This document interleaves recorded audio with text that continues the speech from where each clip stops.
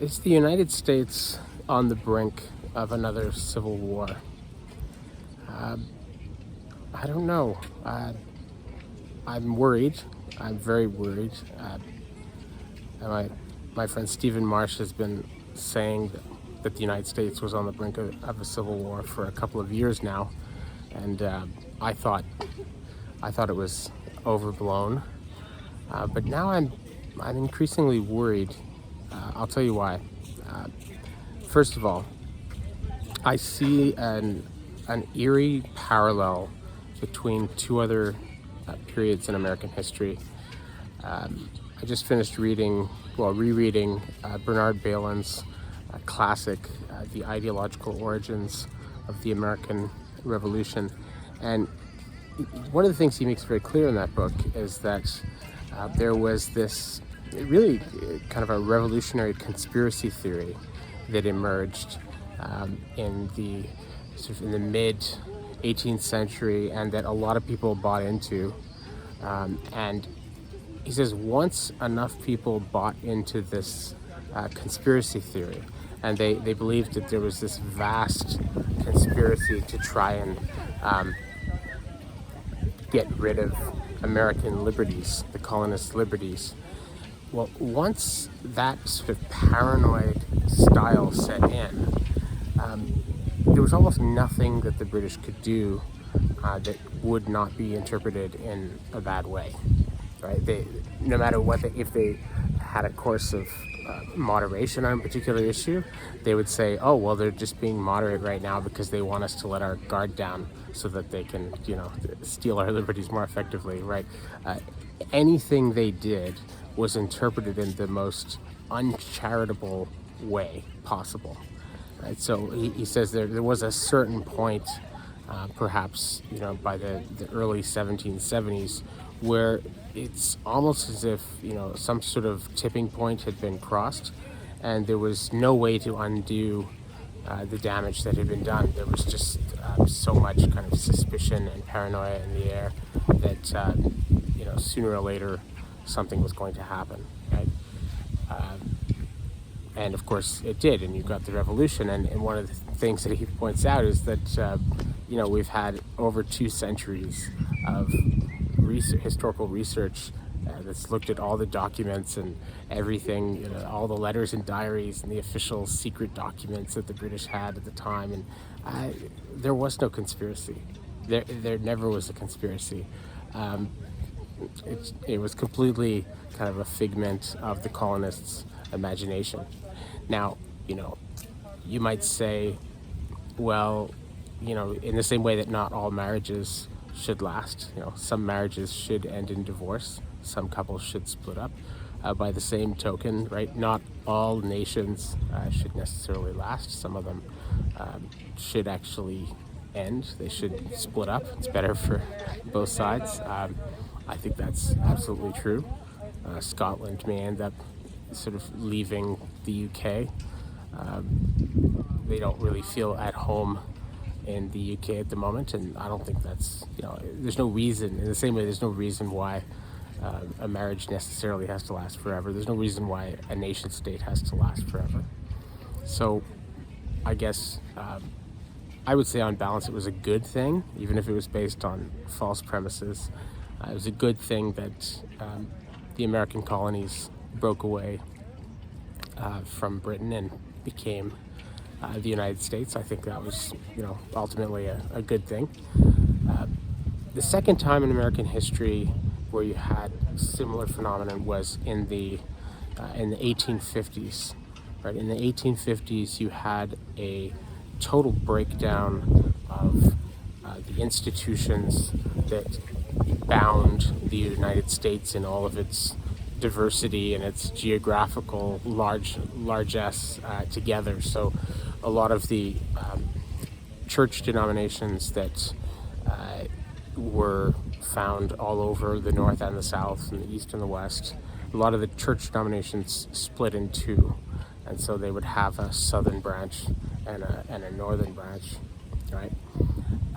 And the denominations had, throughout the 19th century and before that in the 18th century even, they had exerted a kind of moderating influence on a lot of things, right?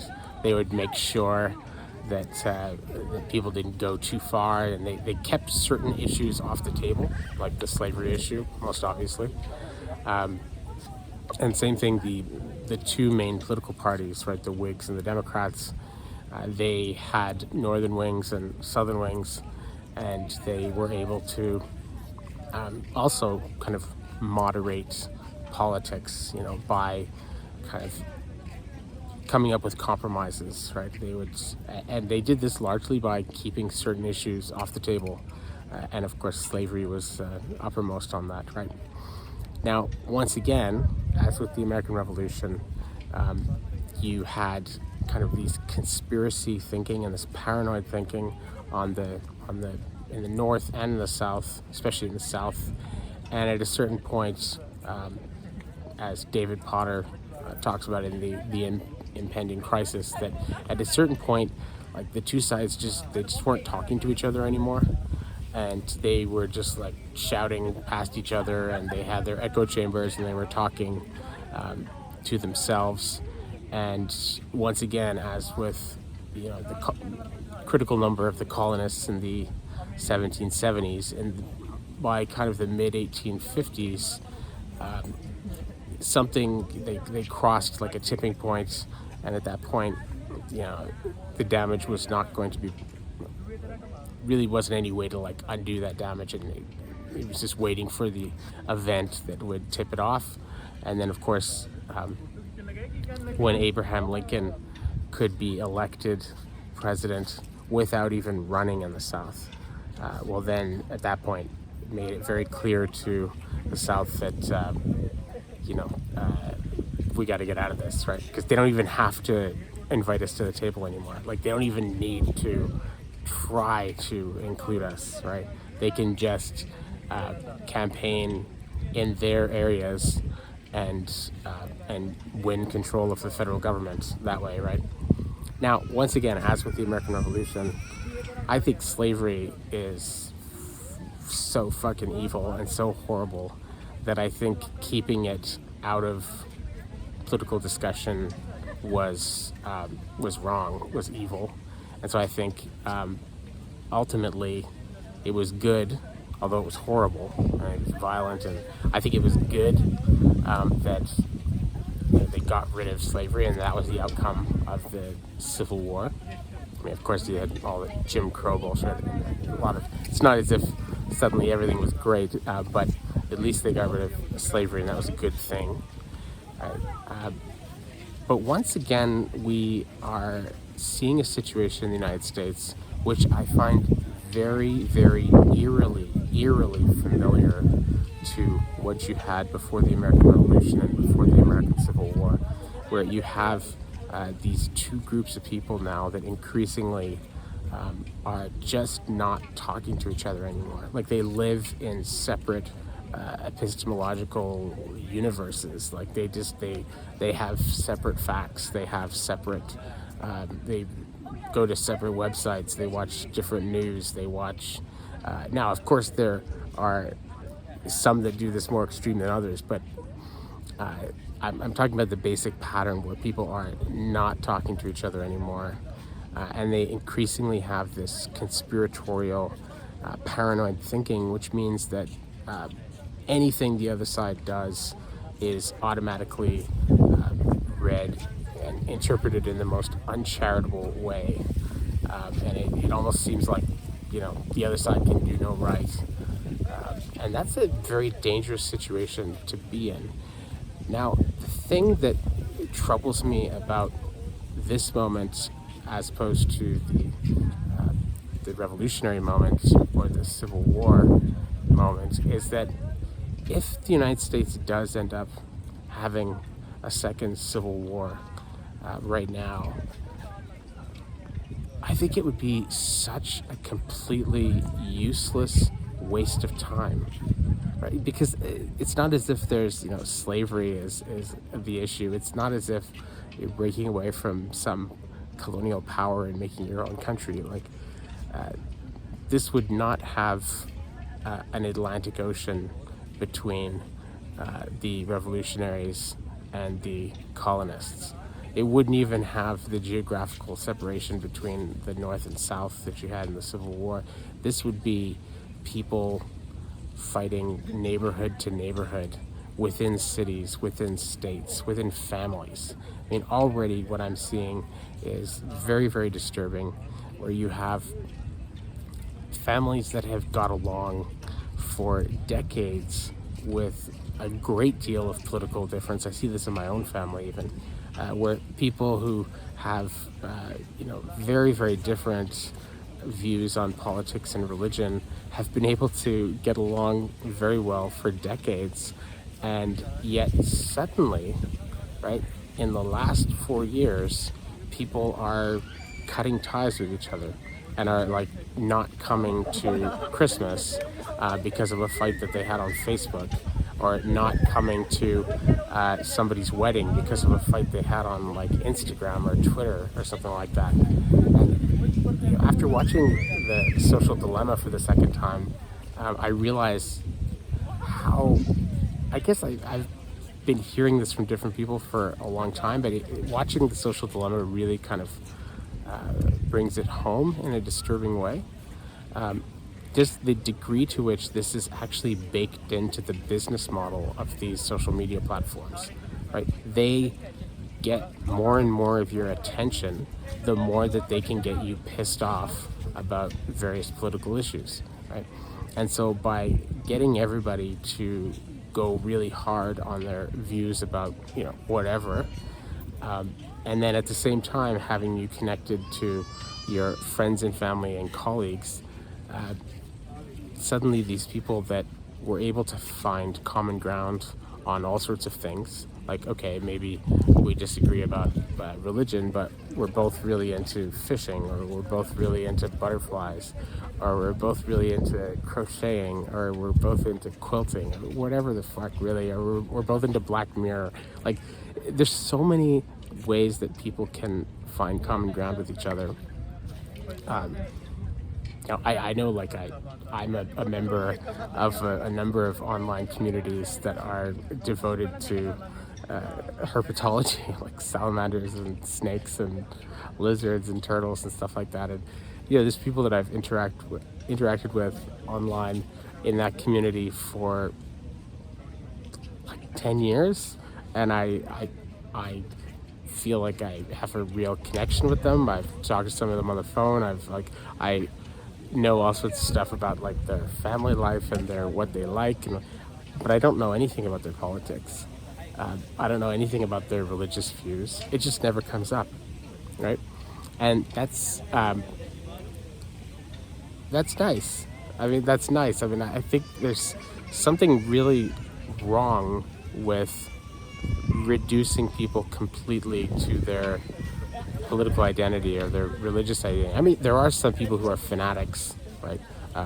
Political fanatics or religious fanatics who, they themselves basically reduce themselves to their religious identity or their political identity. And so I guess with people like that, it makes sense, because that's what they are doing themselves. But most people aren't like that. Most people are really complicated, and they've got a lot of stuff going on, and they probably are, if you talk to them, they're probably way more into, cooking than they are into like progressive politics or conservative politics or libertarianism, or right? They're into something else if you just would get to know them on different levels, right? But increasingly, these technologies, they reduce us to these cardboard cutouts of real people. We just become kind of the personification of a position, right? A political position or whatever, a religious position, like, and that's extremely dangerous, right? Now, are we going to end up in a civil war because of this? Or the United States? I really, really hope not. But Stephen Marche's take on it is that he says this is not actually without historical precedent. He said, we often imagine that the printing press, we have this sort of idea in the West that the printing press was this amazing thing, and it made it possible for mass literacy and education, and for people to learn about the world in ways that they hadn't known before, and that, it led to the scientific revolution in various ways, and the Enlightenment, and it led to the rise of kind of liberal democracies and to all this stuff. And Stephen Marche's point is, he's like, yeah, that's true to a large extent, but he says what we forget, we too often conveniently forget, is that the printing press also led to about a century and a half of incredibly bloody religious wars and civil wars, and it led to the biggest outbreak of witch burnings in Western history, right? The history, because it wasn't just scientific tracts and Enlightenment tracts that sold really well and spread knowledge. It was also fake news, right? It was also books about, anti-Semitic conspiracy theories about how the Jews were eating Christian babies and poisoning wells and stuff. And so this book is mass-produced by the new technology of the printing press and distributed, and all sorts of people can read now. And they read this crazy, insane conspiracy theory, and it leads people to go and have pogroms and kill all these Jews and stuff like that. I mean, there's many examples of this. So his point is this is not the first time in our history where a new information technology has led to a proliferation of conspiracy theories and fake news. This has happened before, and it took quite a long time for us to get a handle on it and to regulate these new technologies and to learn how to deal with them in an intelligent way. Right? So his point is that we will figure out how to deal with this technology just like we figured out how to deal with previous ones. However, in the same way that a lot of institutions and states did not survive that adjustment period, his point is a lot of institutions and states are not going to survive the adjustment period that we're going to have to go through to be able to deal with these new technologies intelligently and wisely. And he suspects, and I'm increasingly fearing that he might be right, that one of the things that is not going to survive this period of adjustment is the United States of America. That it's just it's too polarized right now. We had in Montreal yesterday, we had a big anti-mask protest, right? I hung out with a guy recently, very, very smart guy here in Montreal, who was telling me all of the QAnon conspiracy theories and was going on and on about this. This is a very, very volatile situation, right? This is all conspiracy theories that people are getting online, and it's not harmless, they faked the moon landing stuff anymore. This is dangerous stuff that is encouraging people towards violent behavior, revolutionary behavior, and I'm very worried. I like to be cheery and optimistic most of the time, but I'm not happy about this. Anyway, I recommend you watch The Social Dilemma. Make sure you've got a bottle of wine next to you. You're gonna need it, and maybe a shoulder to cry on after you watch it. It's intense. All right, bye for now.